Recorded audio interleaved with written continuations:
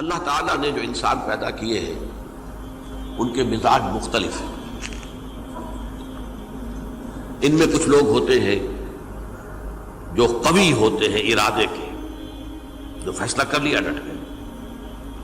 کچھ لوگوں میں وہ قوت ارادی اتنی مضبوط نہیں ہوتی، وہ ادھر ادھر سوچتے رہتے ہیں. کچھ لوگ جسمانی طور پر بہت توانا ہوتے ہیں، کچھ لوگ جسمانی طور پر پیدائشی طور پر کمزور ہوتے ہیں. تو اگر کوئی قوت ارادی کمزور رکھنے والا شخص ہے، وہ بھی تو اللہ کی تخلیق ہے، اللہ کا بندہ ہے، خطاؤں کا ظہور ہو جاتا ہے، توبہ کرتا ہے، پھر کچھ عرصے کے بعد پھر خطا کا ظہور ہو جاتا ہے، پھر توبہ کرتا ہے. تو ہم تو یہ سمجھیں گے کہ ایک حد کے بعد پھر اس کی توبہ قبول نہیں ہونی چاہیے. لیکن حدیث سنیے. وعن ابی ہریرہ رضی اللہ تعالی عنہ قال قال رسول اللہ صلی اللہ علیہ وسلم ان عبدا اذنب ذنبا، یقیناً ایک بندہ جو ہے وہ ایک گناہ کرتا ہے. فقال، پھر وہ کہتا ہے رب، اے میرے پروردگار، اذنبت فاغفر، مجھ سے گناہ ہو گیا ہے، مجھے معاف فرما دے. فقال ربہ، تو پروردگار یہ کہتا ہے اعلم عبدی ان لہ ربا یغفر الذنب ویأخذ بہ، میرا یہ بندہ یہ جانتا ہے کہ اس کا ایک رب ہے جو گناہ معاف بھی کر سکتا ہے اور سزا دے بھی سکتا ہے. کیا معنی ہوئے؟ گناہ اس نے کیا ہے لیکن جانتا ہے اللہ کو کہ وہ معاف بھی فرما سکتا ہے، تبھی تو وہ اللہ سے معافی کی درخواست کر رہا ہے. اس کے اس جاننے کی بنیاد پر، اس کے اس علم کی بنیاد پر، اس کے اس ایمان کی بنیاد پر فرمایا غفرت لعبدی، میں نے اپنے بندے کو معاف کر دیا. ثم مکث ما شاء اللہ، پھر وقت گزرا جتنا کہ اللہ نے چاہا. ثم اذنب ذنبا، پھر اس سے گناہ ہو گیا. فقال رب اذنبت ذنبا فاغفر، پھر کہتا ہے پروردگار مجھ سے گناہ ہو گیا، پھر مجھے معاف فرما دے. فقال ربہ، اللہ فرماتا ہے عالم عبدی ان لہ ربا یغفر الذنب ویأخذ بہ، میرا بندہ ہے نا جو جانتا ہے کہ اس کا ایک رب ہے، ایمان باللہ اس کے اندر ہے، تبھی تو پکار رہا ہے. اور یہ بھی جانتا ہے کہ وہ گناہ معاف بھی کر سکتا ہے اور چاہے تو پکڑ بھی سکتا ہے، سزا بھی دے سکتا ہے. تو فرمایا، اللہ تعالیٰ فرماتے ہیں میں نے فرمایا کہ میں نے معاف کر دیا. ثم مکث ما شاء اللہ، پھر ایک عرصہ گزرا اس کے بعد. ثم اذنب ذنبا، پھر اس نے گناہ کیا. قال رب اذنبت ذنبا آخر، اس نے کہا پروردگار میں نے تو پھر ایک اور گناہ کر دیا، فاغفر لی، مجھے بخش دے. فقال اعلم عبدی ان لہ ربا یغفر الذنب ویأخذ بہ، میرا بندہ جانتا ہے نا کہ اس کا ایک رب ہے جسے وہ پکار رہا ہے، کہ وہ جانتا ہے کہ اسے اختیار حاصل ہے کہ چاہے تو بخش دے اور چاہے تو پکڑ لے. اس کے اس علم، اس ایمان کی بنیاد پر میں نے اسے معاف کر دیا. ایک اور حدیث، میں نے چونکہ اس گفتگو کے لیے ان احادیث کا تفحص کیا ہے، یہ تو بہت ہیں حدیثیں، میں نے ان میں سے کچھ چنی ہیں. ہمارے بعض واعظ ناصح وہ بھی کسی شخص کو روکتے رہے، برائیوں سے روکتے رہے، نہیں رکتا تو کہیں غصے میں آ کے اللہ تجھے کبھی معاف نہیں کرے گا. یہ کتنا بڑا جرم ہے، اس کا اندازہ کیجئے اس حدیث سے. تم میرے بندے کو میری رحمت سے مایوس کر رہے ہیں، کتنا بڑا جرم ہے اس کا اندازہ کیجئے. یہ مسلم شریف کی روایت ہے عن جندب، حضرت جندب رضی اللہ تعالی عنہ سے، ان رسول اللہ صلی اللہ علیہ وسلم حدث، کہ اللہ کے رسول صلی اللہ علیہ وسلم نے ایک واقعہ بیان کیا. ان رجلا قال، کہ ایک شخص نے یہ کہا واللہ لا یغفر اللہ لفلان،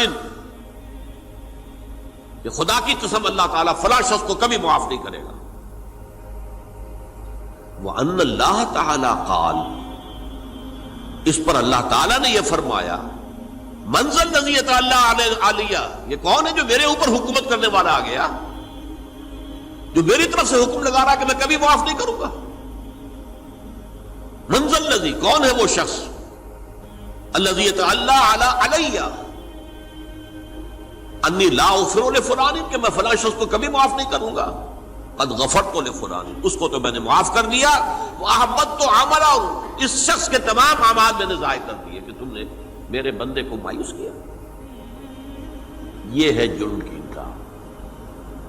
تو توبہ کی دعوت دیتے رہو، توبہ کے لیے لوگوں کو آمادہ کرتے رہو، توبہ جو ہے اس کے لیے ترغیب دیتے رہو، اللہ تعالیٰ معاف فرمانے والا۔ اب آخری حدیث سنا رہا ہوں، یہ تو بہت ہی عجیب حدیث ہے اور متفق علیہ، یہ بخاری اور مسلم دونوں میں۔ حضرت ابو سعید الخدری رضی اللہ تعالی عنہ جو ہے وہ اس کے راوی ہیں۔ حضور نے فرمایا کانا فی من کانا قبلکم رجل قتل 99 نفسا، تم سے پہلے جو امت تھی بنی اسرائیل، گویا کہ ان کا ذکر ہے، اس میں ایک آدمی ایسا تھا جس نے 99 قتل کیے تھے۔ اب آپ اندازہ کیجئے کتنا بڑا گناہ کبیرہ ہے قتل۔ قرآن مجید میں آتا ہے وَكَأَنَّمَا قَتَلَ النَّاسَ جَمِيعًا، اگر ایک انسان کو بھی ناحق قتل کر دیا گیا تو یہ ایسی ہے گویا کہ اس نے پوری نوع انسانی کو قتل کر دیا، اس نے 99 قتل کی۔ فَهَلْ لَهُ مِن تَوْبَةٍ، پھر اس کے بعد یہ ہوا کہ اس کے اندر توبہ کا جذبہ پیدا ہوا۔ فَسَأَلَ عَنْ أَعْلَمِ أَهْلِ الْأَرْضِ، تو اس نے پھر سوال کیا، لوگوں سے پوچھا کہ زمین میں رہنے والوں میں کون سب سے بڑا عالم ہے؟ فَدُلَّ عَلَى رَاهِبٍ، تو اسے بتایا گیا فلاں راہب فلاں جگہ پر ہے، وہ بہت نیک ہے، بڑا عالم ہے۔ فَأَتَاهُ، وہ اس کے پاس آیا، فَقَالَ أَنَّهُ قَتَلَ 99 نَفْسًا فَهَلْ لَهُ مِن تَوْبَةٍ، انہوں نے کہا دیکھیے راہب صاحب، میں نے 99 انسان قتل کیے، اب مجھے یہ بتائیے کہ میرے لیے توبہ کا کوئی امکان ہے؟ فَقَالَ لَا، اس نے کہا نہیں۔ فَقَتَلَهُ، اس نے اس کو بھی قتل کر دیا۔ فَكَمَّلَ بِهِ 100، اپنی سینچری مکمل کر لی، مطلب 99 کے بعد ایک کی کسر تھی، اس کو بھی قتل کیا، 100 پورے کر لیا۔ ثُمَّ سَأَلَ عَنْ عَالِمِ أَهْلِ الْأَرْضِ، پھر اس نے پوچھا کوئی اور کوئی بڑے عالم انسان ہو۔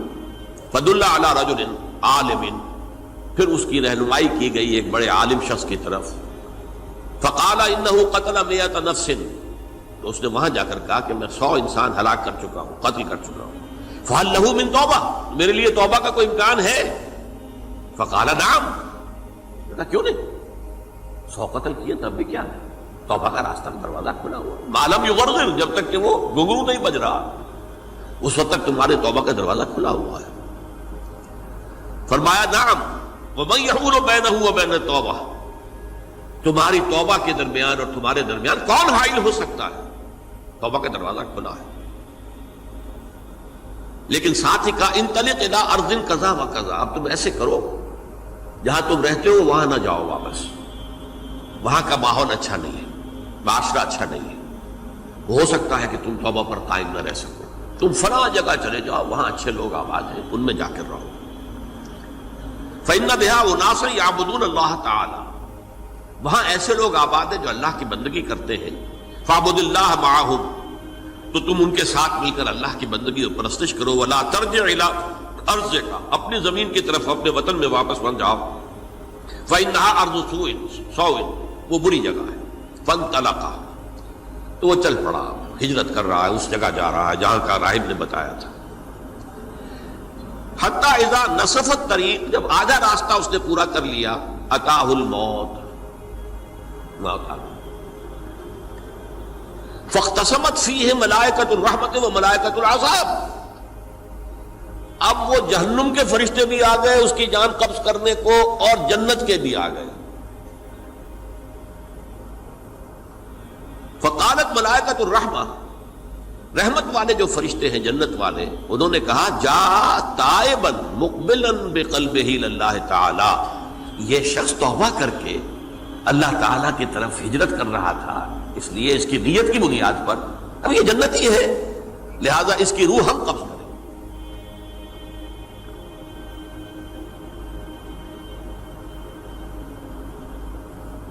فقالت الملائکۃ العذاب، اور وہ جو عذاب والے فرشتے ہیں وہ کہیں گے انہ لم یعمل خیرا قط، تو نے توبہ کے بعد کوئی نیک عمل تو کیا ہی نہیں، تو کس بنیاد پر اس کو تم جنت میں لے جاؤ گے؟ اس کو تو دوزخ میں جانا چاہیے۔ فاتاہ ملک فی صورت آدمی، تو ان کے پاس اللہ نے ایک اور فرشتے کو بھیج دیا آدمی انسانی شکل کے اندر، فجعلوہ بینہم، تو ان فرشتوں نے کہا بھائی ہمارا فیصلہ کرا دو، اس کی روح ہم لینا چاہتے ہیں یا ہم لینا چاہتے ہیں، انہیں حکم بنا لیا۔ فقال قیسوا ما بین الارضین فإلی ایتہما کان اقرب، کہ تم فاصلہ ناپ لو جہاں سے وہ چلا ہے اور جہاں جا رہا تھا اور یہاں اس کی موت ہو رہی ہے، تو کون سا فاصلہ زیادہ ہے؟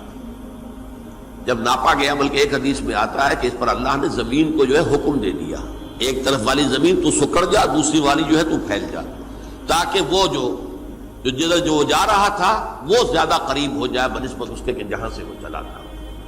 تو اس فیصلے پر پھر جو فرشتے تھے، جو کہ رحمت کے فرشتے تھے، وہ اس بندے کو لے گئے جنت کے اندر۔ یہ ہے توبہ کی عظمت اور اس کی تاثیر۔